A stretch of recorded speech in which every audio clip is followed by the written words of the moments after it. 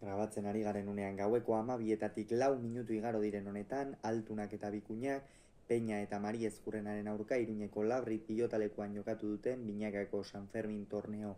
nagusiko B multzoko bigarren norgehiagokaren analisia egingo dugu. Peña eta Mari Ezkurrena ziren favorito eta ez dute hutsik egin 22-8 irabazi ostean eta honen bestez, Altunak eta Bikuñak agur esan diote San Fermin torneoari matematikoki.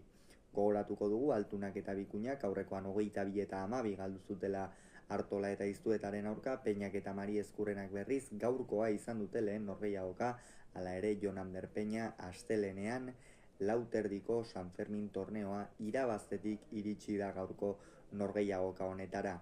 Hasieratik erakutsi du batetik Jokin Altunak lehen tantoan arrisku handiak hartu ditu, bazekien ze testu ingurutan zegoen norgehiagoka, eta ondorioz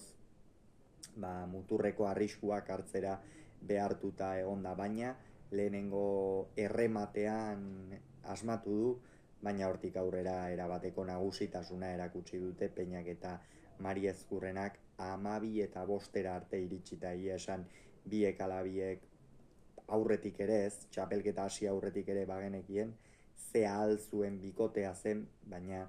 gaurkoan are gehiago demostratu dute, batez ere atzeko kuadro horietan Jon Mari Ezkurrenak partida zikoitza jokatu baitu gaurkoan, eta aurrean Peñak oso ongi lagundu dio, oso ongi,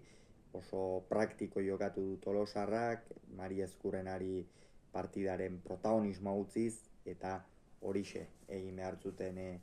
urdinek, eta horixe egin dute. Erabat sufritzen ikusi dugu, etengabeko entzierro bat korritzen egonda Inigo Bikuña kantxan, sekulako pilotakadak etortzen zitzaizkion, sotamanoz eta defendeitzen zen, baina azkenerako ezinean ibili da, eta ondorioz, Jokinek ere jokoan ez du asko sartzerik izan, 18 eta 8 iritsi dira bigarren etenaldi horretara,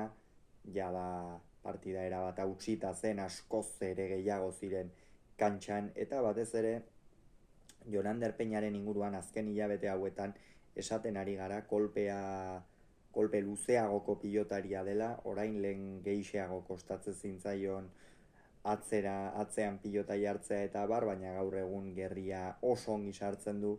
eta Jon Mari Ezkurrena zer esan, beste erakustaldi bat, beste behin ere erakutsi du udan puntuan dagoela, San Fermin torneoan hasten da uda, baina Mastersean ere orain artean behintzat Jon Mari Ezkurrena erakustaldi apartak emandakoa da, eta urten ere badirudi ala izango dela, gaurkoan behintzat Peñarekin horixe erakutsi du.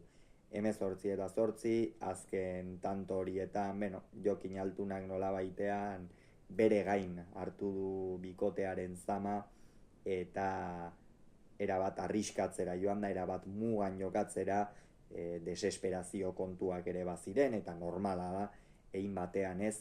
aurkaria askoz ere gehiago denean desesperazio puntu hori iristea, Altunari iritsi zaio, saiatu da hor erakustaldia ematen, baina azkenerako nekearen kontuak eta azken egunetako, asteetako partida pilaketak eta noski erasaten dute partida bukaeran are gehiago, eta ondorioz azkenerako 22 eta 8 amaitu da. Jokin Altuna zer esan, min hartu zuen, Mungian Zabalaren aurkako lauterdiko partida horretan, ondoren bi egunen buruan Irunen berragertu zen, orain San Fermin torneoan ere jokatu du, gaurkoan hala ere une batean pilota bat galdu duenean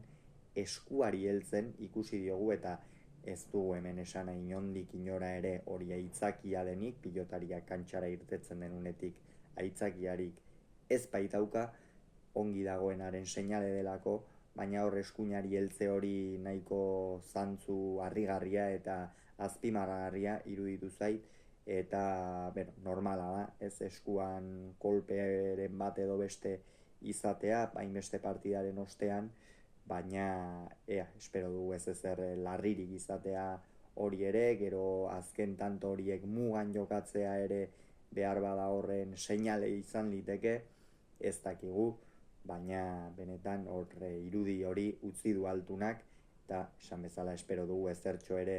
ez izatea. Esan bezala, Peñak eta Mari Ezkurrenako 22, Altunak eta Bikuñak 8 Iruñean, Altuna eta Bikuña San Fermin torneotik kanpo.